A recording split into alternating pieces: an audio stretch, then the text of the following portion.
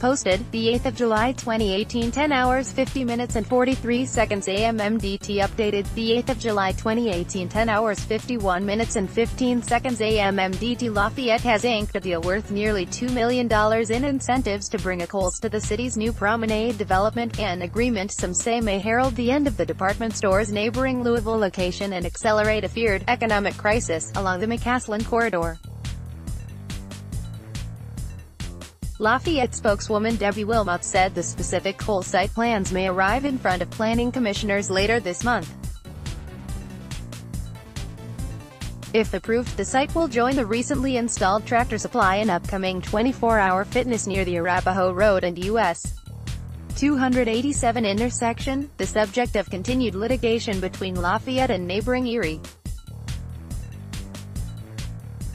Kohl's has been working with the city and has shown interest in locating in the city since 2006, Roger Caruso, Assistant City Administrator and Economic Development Director, told Lafayette leaders last week. What clinched the deal was, when we started talking economic development package, such an agreement includes a $1 million payment to the company and use tax rebates, building permit fee waivers and sales tax rebates, according to a staff report for the development agreement, which also allows City Administrator Gary Klafik to increase the incentive amount by $250,000 for enhanced architectural changes beyond a prototypical store.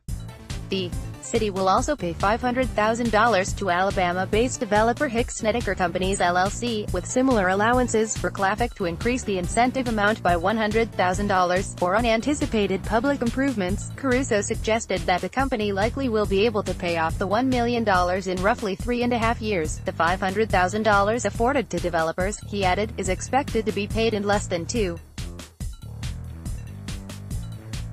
Caruso said Kohl's had signed a 15-year lease for the site, a lengthy commitment despite the retail crisis currently playing out across the county.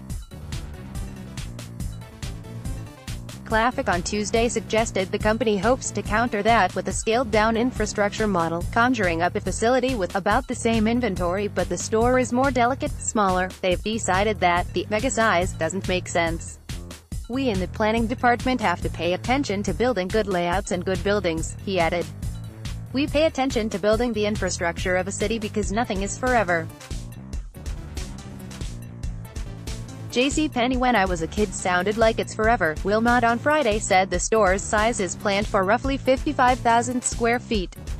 The growth around the US 287 corridor is likely a draw for companies that once shunned East Boulder County, real estate broker Todd Walsh said. The closest comparison exists in the Walmart supercenter that has operated near the planned Kohl site for more than a decade, suggesting healthy revenue figures for the area. Walmart spokesman Charles Krausen could not be reached for comment Friday on sales specifics. Whether or not the bid signals the closure of the Louisville location is still a matter of speculation. Louisville Economic Development Director Aaron DeJang said Friday that the city has yet to receive any notice if they are leaving or staying. For the company's part, Kohl's spokeswoman Michelle Anderson would not comment on the specifics for the Lafayette bid, nor the future of its Louisville locale. At any given time, she wrote in an email, Kohl's is reviewing sites in communities nationwide. We do not comment on real estate speculation. When asked about how the Lafayette site may impact the future of the company's presence in Louisville, Caruso said Tuesday that the potential closure of the Louisville site was not a part of the deal to usher the company into Lafayette. We didn't negotiate a close of that store, he said. When it would happen, how it would happen, if it would happen, that is unknown to me. According to Walsh, however, the deal likely signals a shaky future for the company in Louisville. It clearly shows an intent from Kohl's that if they're looking at a location nearby, they have a lack of confidence in the current Louisville store, he said Friday. He added that such big box stores have become irrelevant along the commercial region. The market is just not supporting the big box store, and these big box locations along the McCaslin corridor are not thriving. If Kohl's does end up leaving Louisville's commercial thoroughfare, it will be the latest causality for the region, following the high-profile exit and lasting vacancy of Sam's Club nearly a decade ago. The corridor's profit margins have continued to tick up gradually in recent years. The area defined as the interchange under Louisville's geographic tax districts fetched roughly $420,000 in sales tax revenue in May, a roughly 27% increase from the $331,000 it earned in the same month 5 years ago. Though officials say that number would have benefited from a similar big box store, filling the shoes of the Sam's Club site over the last decade. Leaders are in the process of commissioning a market study for the former Sam's Club property, and potentially the surrounding area, if the conditions call for it, officials say. The Jang on Friday said that if Kohl's was to leave, the market study likely would also be focused on the additional vacant lot.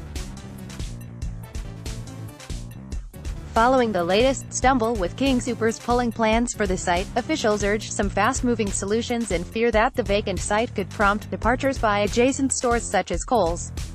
What are we as a council willing to do differently before an economic crisis on McCaslin happens? Louisville Councilman Chris Lay asked fellow leaders in April.